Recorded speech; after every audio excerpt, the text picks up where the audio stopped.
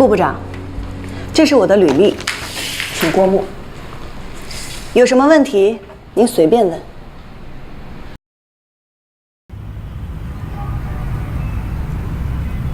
徐总啊，关于货运部的飞行员转到我们客运部的事儿，我们还是想跟您好好沟通一下。哦，有什么问题吗？这个货运部这个老蔡啊，我承认，他的确技术不错，可这个人大大咧咧的。他手底下的这群飞行员一个个都跟他学，这么一群人现在到我们客运部来，我担心会影响我们客运部的形象。南天啊，我想听听你的看法。客运部正在申请新的航线，飞行员肯定不够用。货运部那边的飞行员也都是陆航花心力培养出来的，技术上足够成熟。我认为还是应该给他们一个机会。当然，其他方面必须严格把关。我赞同南亭的看法。那行，那我们严格把关。可即便如此，货运部那个女的，咱就别要了吧。咱们可以推荐给有行的货运部。为什么？未婚未育啊。江部长，这个话题就此打住，这是要出危险的。这不关起门来说嘛。你再说了，女飞的能力，那确实差点意思。飞行能力跟性别没有关系，只跟个人有关。那利用率呢？女飞的利用率低，这总是共识吧？根据全行的数据统计，其他公司招的女飞，不管是在飞行时长、安全记录还是正常率上，并没有低于男性飞行员。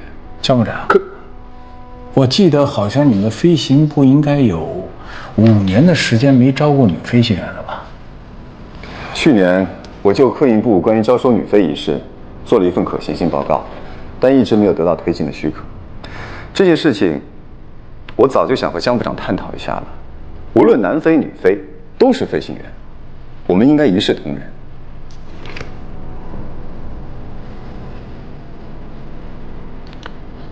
那这件事情还是按原计划来，计划不变，就是在面试的时候你们要严格把关，好吧？好。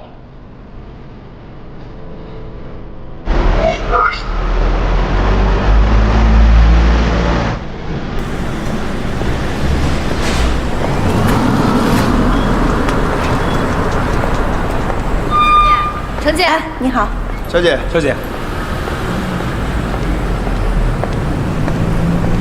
凡哥。哎，小姐，又来看飞机来了。是啊，我来看看我的小七。这周整修完啊，这架737就要移交给那边了。这么快啊？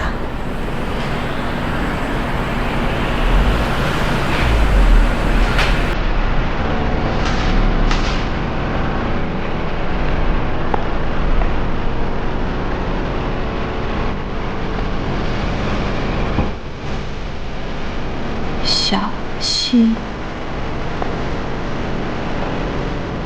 哎呀，小七，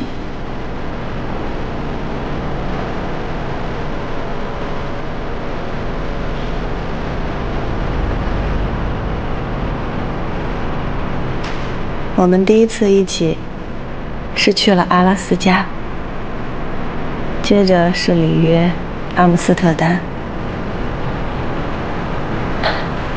我们一起运过化工原料、豪华游艇。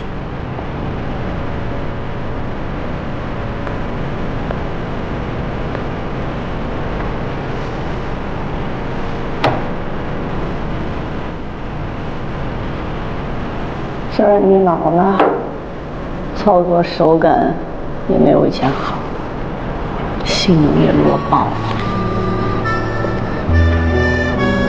但我还是有点舍不得你。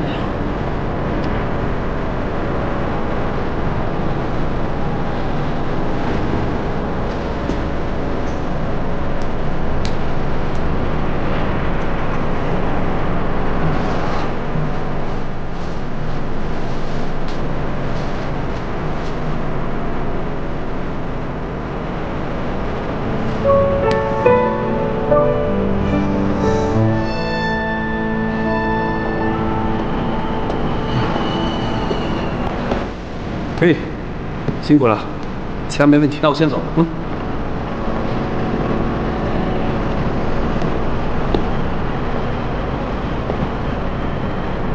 陈潇。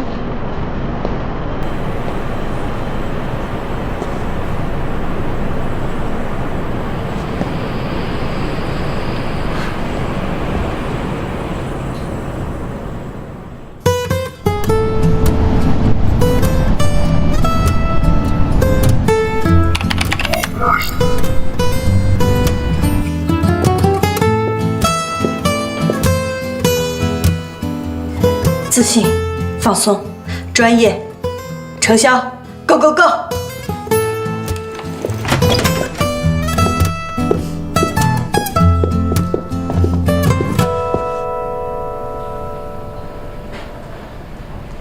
顾部长，那天的操作事后我想过了，我完全符合公司手册的规定，而且以我的技术足以支撑我完成操作。我也想过，你的确没有违规，但除非是万不得已的情况，否则飞行员不应该进行极限操作。我会修订出新的安全手册，你的行为将会被杜绝。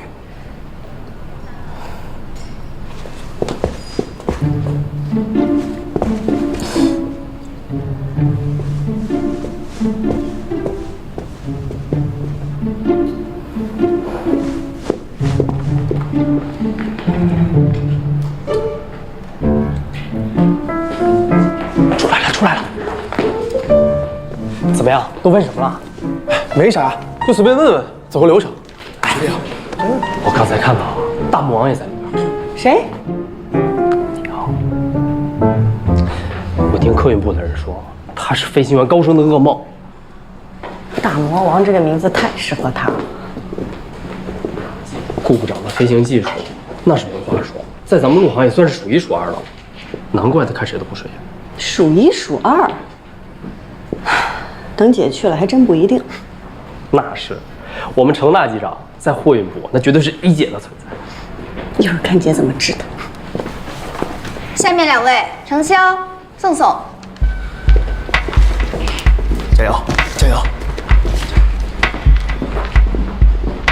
咱们等着看看啊。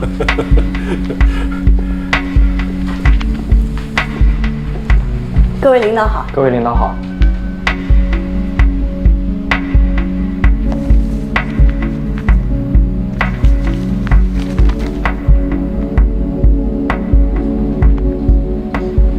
坐吧。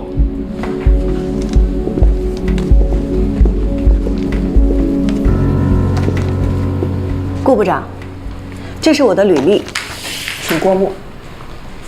有什么问题您随便问。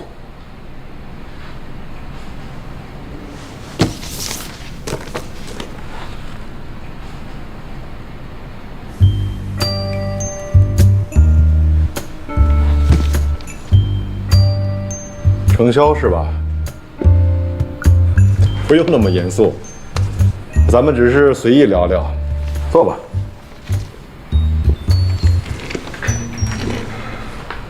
顾部长，人家刚才都点你名了，你来问吧。你为什么会选择飞行员作为职业？因为自由。飞行可以摆脱地心引力，在地球表面无拘无束，坐拥全世界风景最美的办公室，追着太阳跑，和群星作伴。当然啦，还有一点重要的现实原因，收入高。飞行员可以让我获得经济自由，可以让我遵从内心，更自在的生活。所以，你就是用这种态度来飞的。飞行工作是规章纪律，是要付出自由的代价去完成你的职责。知道这份工作的严肃性吗？我2013年入职，已经飞了3500个小时，飞行经历时间2700个小时，没有任何差错记录，所有考评全优通过。除此之外，我还有航空英语5级证书和国际航班上英语通讯资格。这就是我对严肃工作的回答。就你最近一次的表现来说，在极限风速中降落，不管落地有多稳，都应该进行奖评。那天那么恶劣的天气情况，我凭我过硬的技术让飞机安全落地，有什么问题吗？难道非得改行备降，让公司损失几十万？飞行安全不是用金钱去衡量的。我再说一遍，我的落地操作没有任何问题，更没有违反现有的飞行安全手册。既然已经进了客运部，那就等面试以后，再对那天的落地操作做进一步的沟通，怎么样？关于程潇是否进入客运部，我认为还有待商榷。顾部长，货运部的飞行员安排到客运部，这是公司的安排。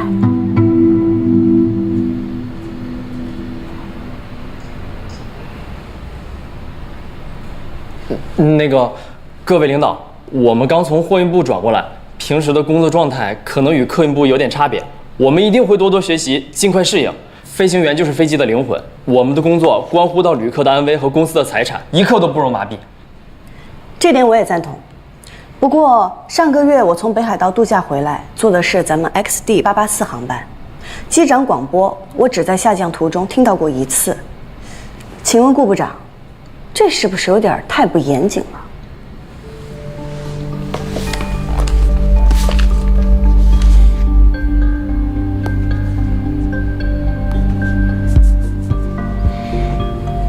林一成，顾部长，巡航过程中的机长广播怎么回事？我是那天的副驾驶，机长广播是张机长授权让我做的。那个是江部长的小舅子。的确是漏报了一次，那天我身体不太舒服，还感冒了。感冒去飞行可能会导致耳膜穿孔，那天你应该请假才对。是。我觉得程潇同志提的意见非常好。林一成，以后你的工作在细节上一定要提出更高的要求。好，下不为例啊。好。程潇，你刚才指出的问题没有错。林一成，你回去好好学习运行手册，跟张机长一起写检查。好的，顾部长。所以顾部长，请您不要戴着有色眼镜看我，也不要怀疑我的业务能力。能力是技术和态度的总和，没有严肃谦逊的态度，再好的技术，也不能保证100%的飞行安全。以你目前对这份职业的认知，就算公司安排你进入客运部，你也必须从观察员开始，重新上岗。观察员？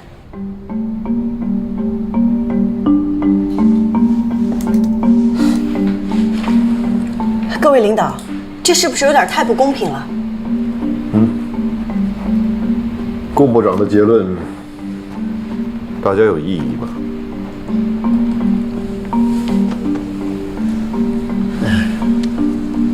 按小陈的资历，已经有升机长的资格。如果突然降成观察员，好像有点不合适。要不然，让他再飞一个看看。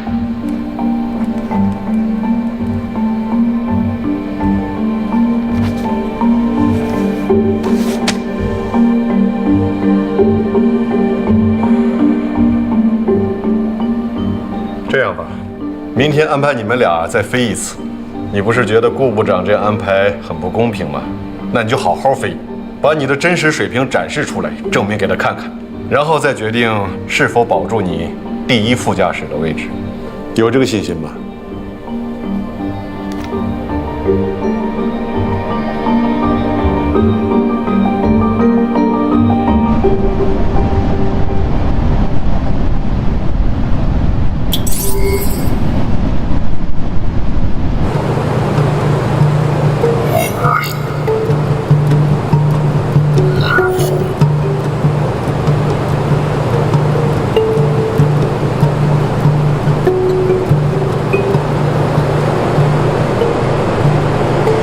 考我，你倒捡便宜了，成了主驾驶。主驾驶不是我，我被换下来了。换成谁了？顾部长亲自带飞，小姐你可得小心点，千万别出什么岔子。能出什么岔子？副驾驶本来就是辅助机长的。郭南亭又是最好的飞行员，以他的水平，我的能力，这种考核我闭眼都能过。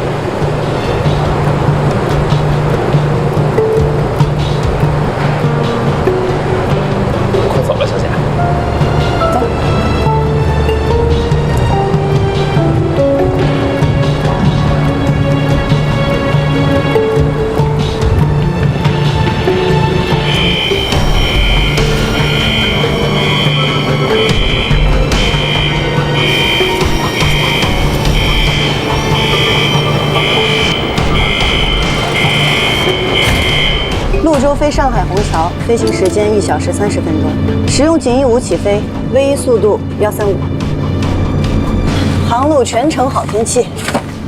等一下，把你的首饰摘下来。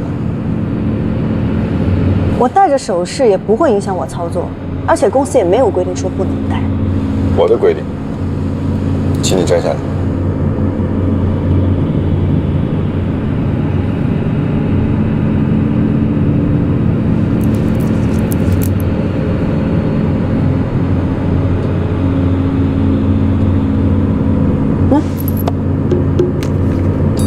你自己没口袋啊？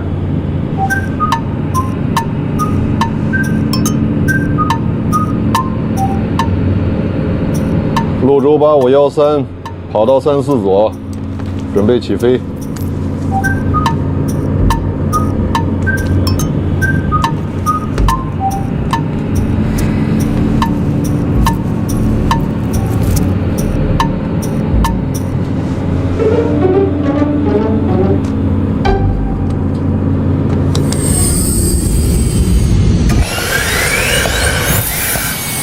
参数稳定，调定起飞推力，起飞推力调定，80海里。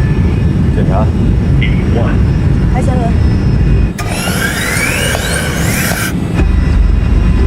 正上升，收轮。CMD VR 加到15以上。请预约。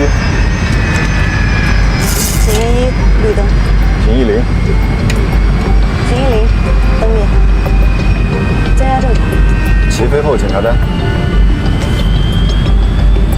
发动机引气开，空调组件自动，起落架收上关断，襟翼收上灯灭，起飞后检查单完成。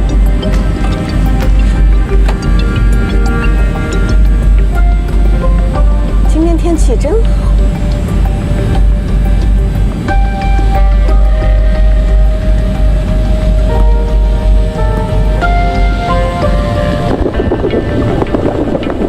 扭曲，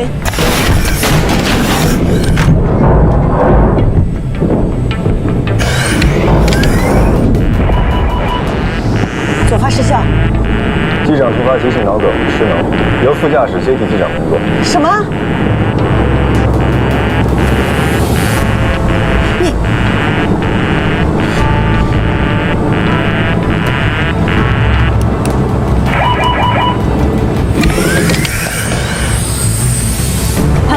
潘，潞州8513，左发失效，申请应急返场。收到，潘，潞州8513，右转航向113，跑道34左，口落。右转航向113，跑道34左，潞州8513。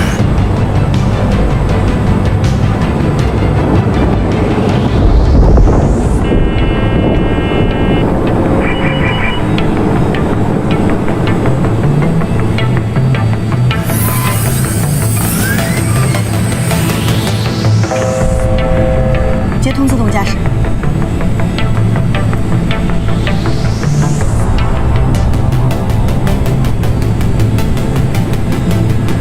闻到味道了吗？啊？什么味道啊？你认真点儿，这鸟群不是被卷进发动机了吗？烧焦味儿没闻到啊？晚上请你吃烧烤啊！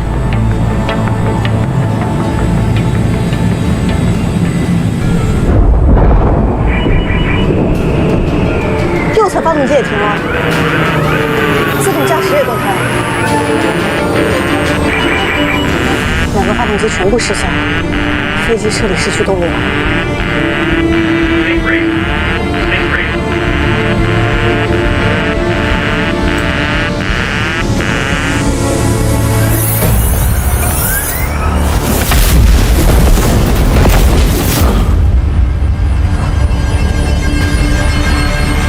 观察员把机长拖出来，你做左驾驶位置。啊？执行。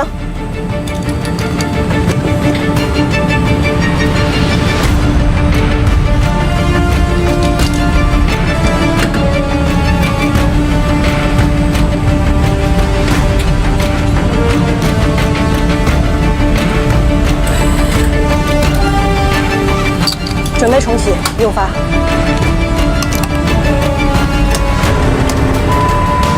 什么？击失败。泸州8513报告飞行意图，你可以选择任意跑道落地。飞机现在飞不到机场了，准备场外迫降。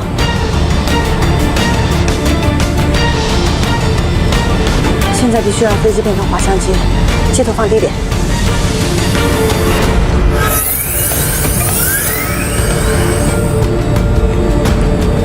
泸州8513，请明确你到底准备在哪儿降落？现在距离我洞4洞方位20公里的草地上。草地？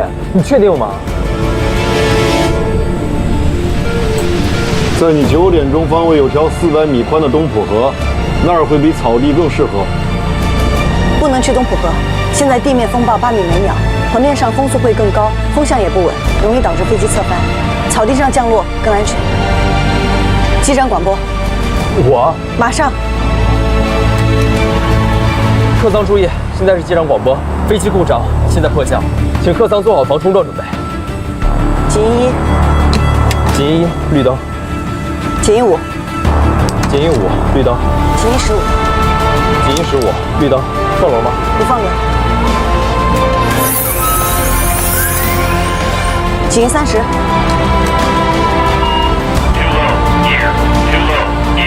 现在准备迫降，放轮。500英尺，做好防冲撞准备。注意地形，拉起来。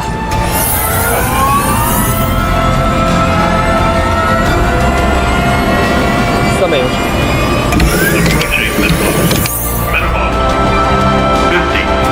50英尺，防冲撞开始。40. Hold up. 30. 20. 10.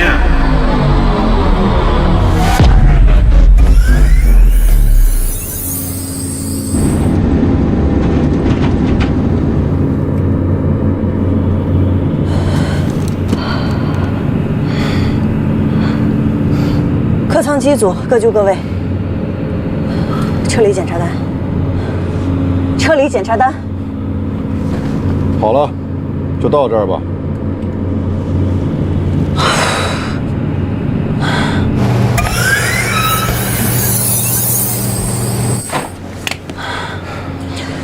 宋宋，我们创造了奇迹。奖评室集合。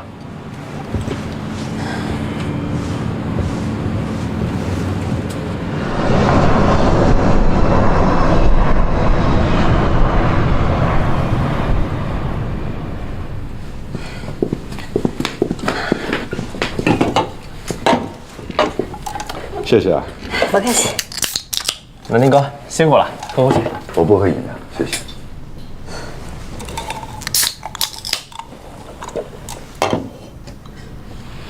你对你自己今天的表现觉得怎么样？在机长失能、双发失效的极端情况下，能让飞机安全着地，并且基本未损，我对我的操作非常满意。你什么意思？按照程序，发动机损坏是不可能重启成功的。让宋宋把昏迷的机长拖出来，浪费时间；不断重启发动机，浪费时间。按程序，让他协助你监控飞机的各项参数，更能提高迫降的成功率。程序不是死的，程序是经验和教训的总结，是鲜血浇筑的。全美航空的萨伦伯格机长也是遭遇了双发失效，迫降成功的。萨伦伯格机长当时就没有按照程序执行，第一反应是让副驾驶去启动 APU。萨伦伯格机长对飞行有着非常深刻的理解，所以才有能力冒险调整了程序的顺序。作为普通飞行员，严格遵守程序才是安全的最大保障。我绝对遵守程序，也敬畏规章，但是规章和程序不是死的，是在不断变化和改进的。你如果真的重视规章，发动机停发的时候就不会惦记烧烤。必须要像飞行一样训练，像训练一样飞行，这是原则。我认同你说的，任何飞行操作都要认真，我也一直都是这么做的。但但是心理上也是需要放松的呀。你要是一直紧绷着，反而容易出现失误。就在你放松的时候，你身边还有一位需要急救的同事。急性脑梗是有最佳抢救期的。可是那又不是真的，这是模拟。就凭你这句话，我现在100%确定，你必须从头训练。你好，好。哎呀，这件事儿啊，我和顾部长再研究一下。10分钟以后，你到我办公室里来一下。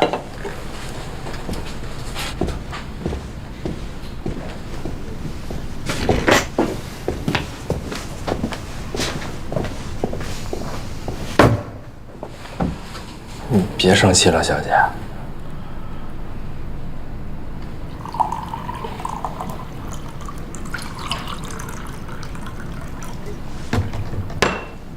你都把我弄糊涂了。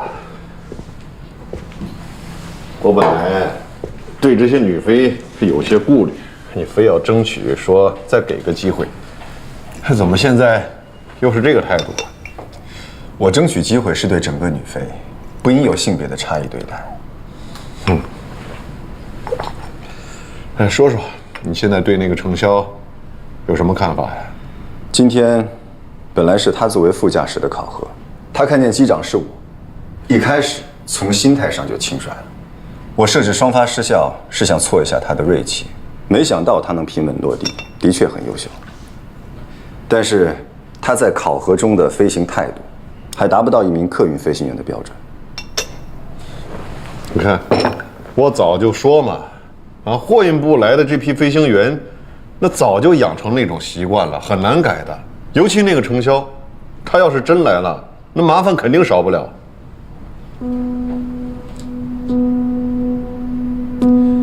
昨天面试结束以后，我从各部门详细了解了货运部的飞行员。程潇在工作上能吃苦，爱钻研，优点很突出，所以我收回程潇不适合客运部的表态，让他正常参加787机型的改装训练。去澳洲啊？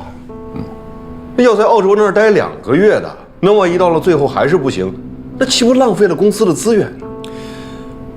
任何一个可能的人才，都值得公司为此付出资源。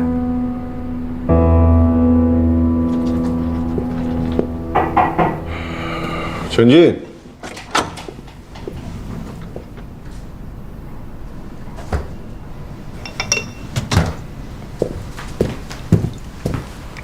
江部长。让顾部长跟你说吧。程潇，从今天开始，你准备改装训练787，训练结束以后，按照成绩决定你的岗位职务。你还要考我一轮？你这什么态度啊？这是公司的规章制度，不是个人的刁难。这事儿就这么定下来了。以后呢，就让顾部长做你们这批飞行员的专职教员。江部长，那教员能不能换个人啊？为什么呀？顾部长看着年轻，可他的能力是有目共睹的，只是辛苦难听了啊！把这批飞行员交到你的手里头，我才放心呢。好。对不起，我还有点事儿。你忙。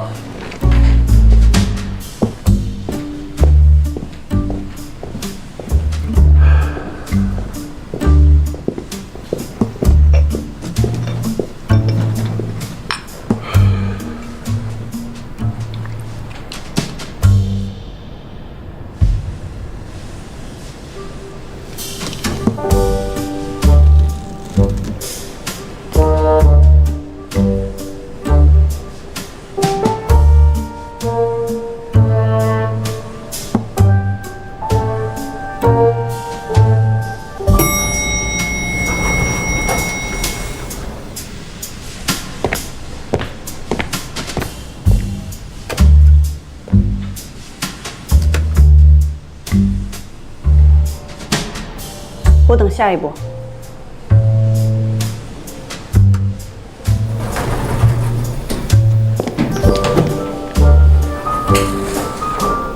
我不会再给你机会抓到把柄了。咱们训练场上见。你说过的每一句话都要做到。我不但会做到，还会比你做得更好。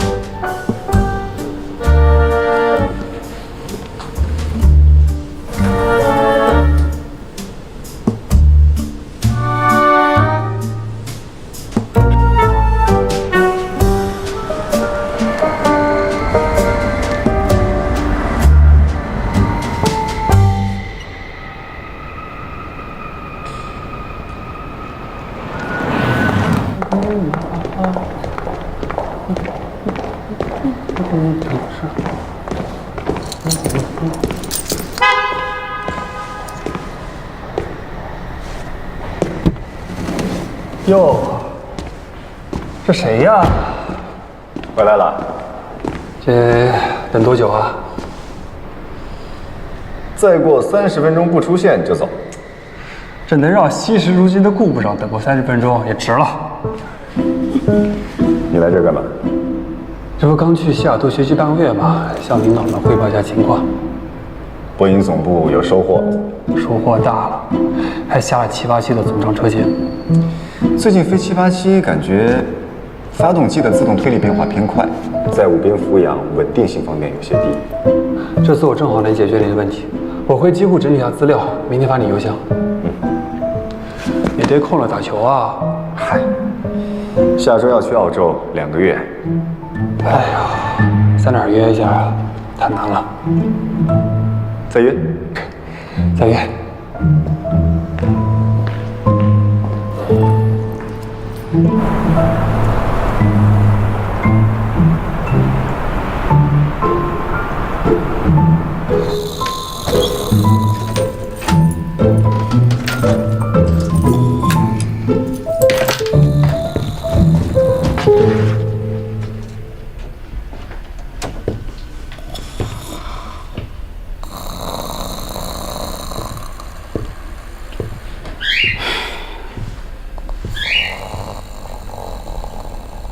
夏至，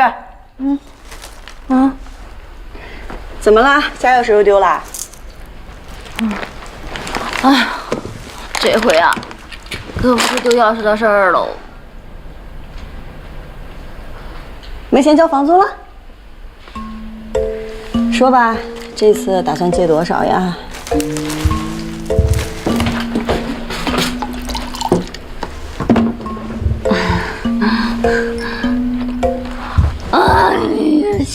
小姐，这次不是借钱，是借宿。哎呀，小姐，你可不能见死不救啊！我哪次没救你啊？住呗，但说不定也住不了多久了。啊？你要搬家啦？暂时保密，但是住到你发工资应该没有问题。好礼，饿了吧？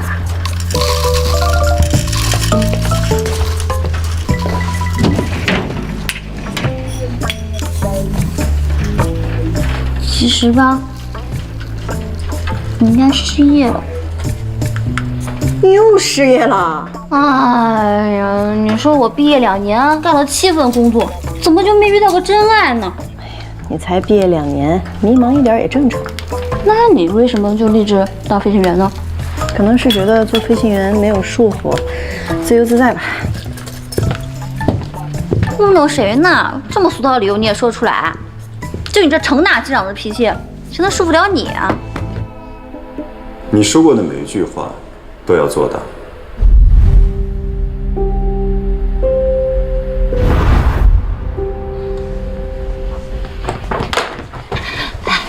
我今天看招聘网的时候，发现你们公司在社招哎。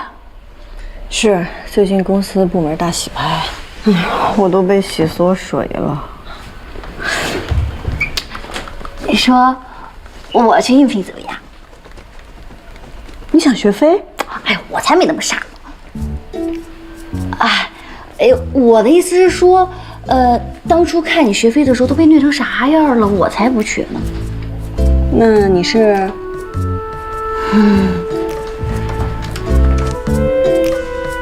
其实呢，人家是想知道空姐了。空姐啊，免费玩转全世界，疯狂打卡世界各种美食。行了，夏至大爷，你别再霍霍空姐了。说什么呢你啊？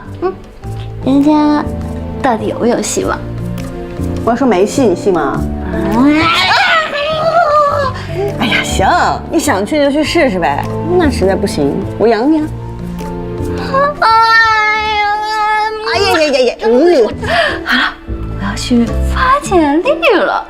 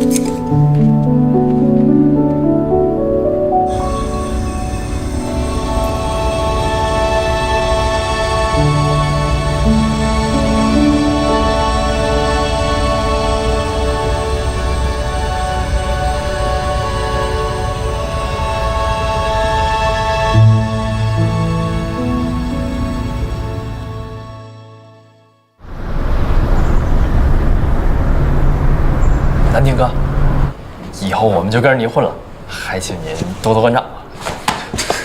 马屁拍太早了，人还在外边打电话，听不到。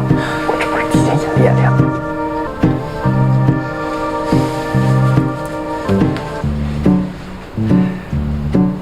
这收藏的比我的还多啊！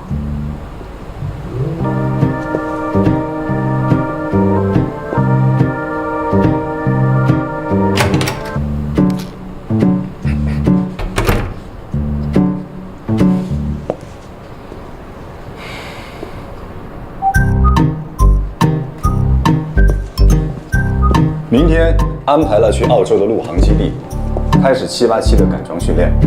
明天？明天？这么快啊？改装的具体规定已经发到你们的邮箱，必须全部背下来。大家回去好好准备吧。谢谢部长。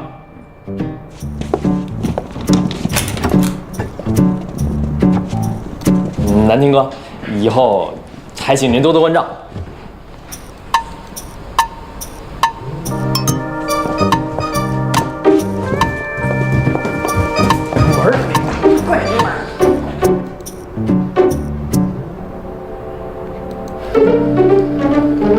大家把自己的简历再确认一下，整理好自己的仪容仪表，旁边有碎发的都再收一下。一会儿进去之后千万不要紧张。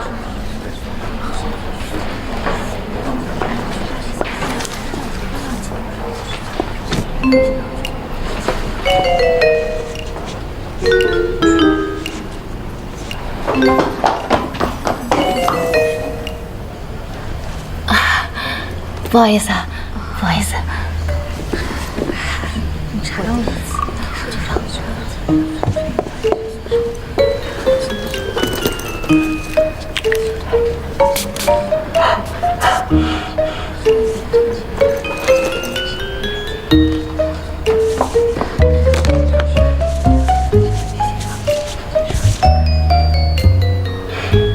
就到了。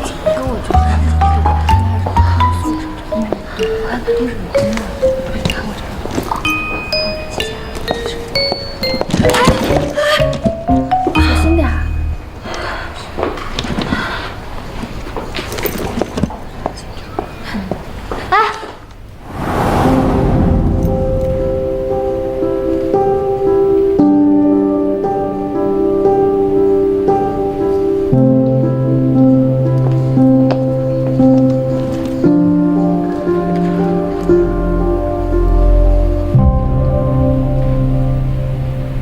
香柚45度，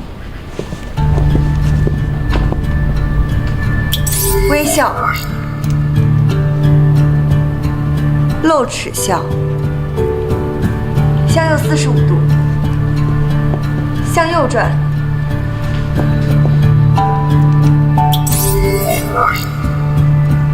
向后转。李宇恒，你是硕士毕业，这么高的学历，为什么想要来当乘务员呢？我喜欢坐飞机，每次看到空姐就心生敬慕。空姐的微笑能使旅途中辛劳的旅客感受到温暖，所以我想成为一名优秀的空乘，把温暖传递出去。那作为乘务员，如果有旅客跟你搭讪，邀请你落地之后跟他一起去旅行，你怎么回答？感谢您的好意。落地之后，我们有统一的工作日程安排，可能不太方便。您看您是否还需要其他服务，或者需要茶水饮料吗？好，谢谢。下一位，夏至。